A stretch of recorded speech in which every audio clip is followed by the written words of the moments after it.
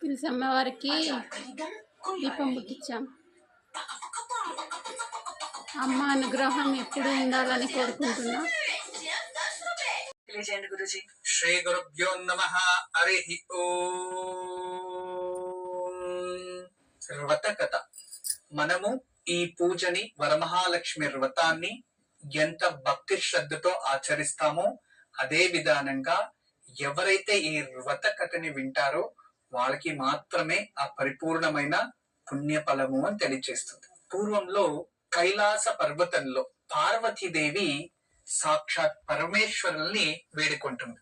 స్వామి, భూలోకంలో భక్తులు ఎంతో మంది దారిద్రంతో కష్టపడుతూ ఉన్నారు. ఈ దారిద్రాన్ని హరించడానికి మహాలక్ష్మి అనుగ్రహం పొంది దారిద్రమంతా దూరమై వాళ్ళు సంతోషంగా ఉండడానికి, అన్ని విధాలుగా ఆర్థికంగా అభివృద్ధి చెందడానికి ఏదైనా వ్రతముంటే చెప్పండి. శీఘ్రమైన ఆ సమయంలో కైలాస పర్వతంలో ఎంతో మంది మహామునులు అక్కడ ఉంటారు. వరమహాలక్ష్మి వ్రత కథాన్ని పౌర్ణమికి ముందుగా వచ్చే ఏ ఒక్క శుక్రవారం అయి ఉంటుందో ఆ శుక్రవారం రోజు భక్తి శ్రద్ధతో వరమహాలక్ష్మి వ్రతాన్ని ఎవరైతే ఆచరిస్తారో పూర్ణంగా వాళ్ళ కృపా కటాక్షలకు పాత్రలై సమస్త దారిద్ర్యం దూరమై లోకంలో సమస్త విధమైన ఆనందాన్ని పొందగలరు అని ఆ ఒక పరమేశ్వరుడే పార్వతీదేవికి తెలియచేస్తే,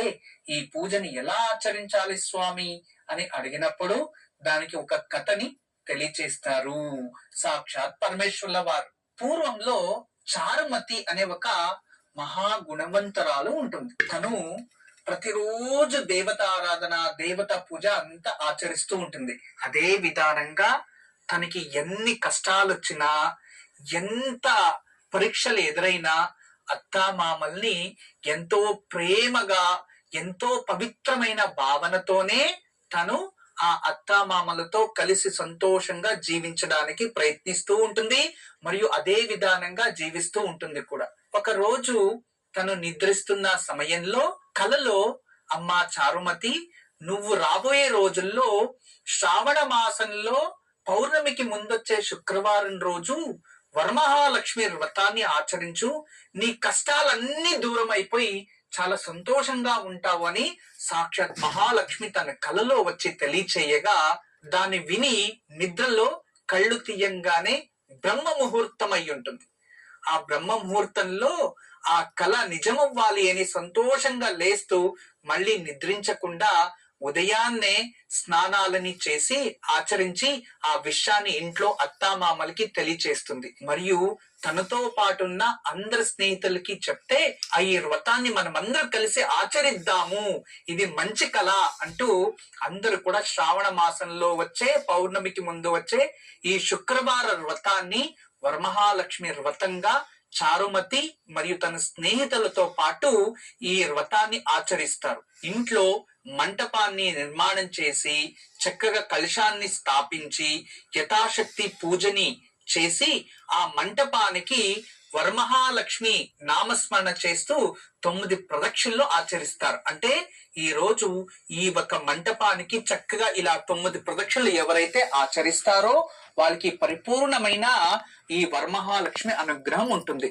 అదే విధానంగా ఆ ఒక సుమంగళీలు మరియు చారుమతి తన స్నేహితులతో పూజించి మంటపాన్ని ప్రదక్షిణ చేసి మరియు ఈ పూజని ఆచరిస్తుంది. పూజని ఆచరించిన తర్వాత ఆ మహాలక్ష్మి ఆశీస్సులతో తనకి కష్టాలన్నీ దూరమై ఈ భూలోకంలో ఎన్ని విధాల సుఖాలుంటాయో అన్ని ఆచరించి సాక్షాత్ వరమహాలక్ష్మి ఆశీస్సులతో తనకి పేరు, ప్రఖ్యాత అన్ని కూడా ప్రాప్తిస్తాయి.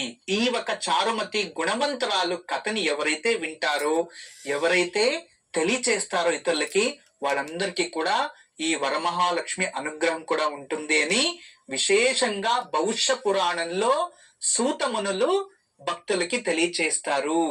ఈ కథ సన్నివేశాన్ని సాక్షాత్ పరమేశ్వరుడే పార్వతీదేవికి కూడా తెలియచేస్తారు.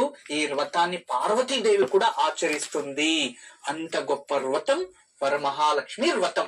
ఈ వ్రతాన్ని ఈ రోజు మనం అందరూ కలిసి ఆచరించాము. మన ఇళ్లలో ఉన్న సమస్త దారిద్ర్యం దూరమై మన కుటుంబంలో ఆనందం విరిజల్లాలని మనస్ఫూర్తిగా కోరుకుంటూ ఇక మహామంగళ నీరాజనాన్ని స్వీకరిద్దాం.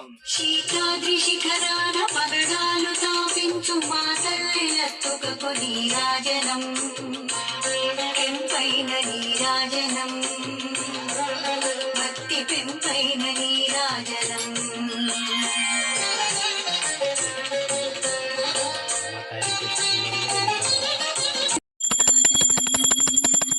అందరూ కూడా ఈ పంచారతిని దర్శనం చేసుకొని సర్వే జన సుఖనో భవంతు లోక సమస్త సన్మంగళాని భవంతు అని మనసులోనే స్మరించండి. ఆ మహాలక్ష్మి అనుగ్రహం మాకి మా కుటుంబ సభ్యులందరికీ కావాలి.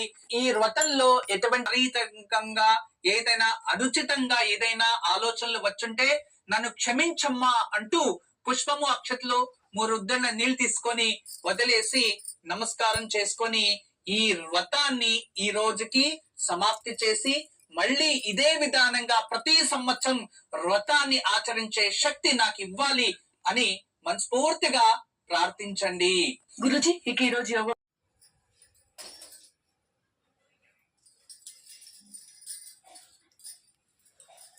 మా వీడియో చూసిరు కదా, ప్లీజ్ సబ్స్క్రైబ్ మీ, బెల్ గంట కొట్టండి, సపోర్ట్ చేయండి, మా వీడియోస్ని షేర్ చేయండి ఫ్రెండ్స్.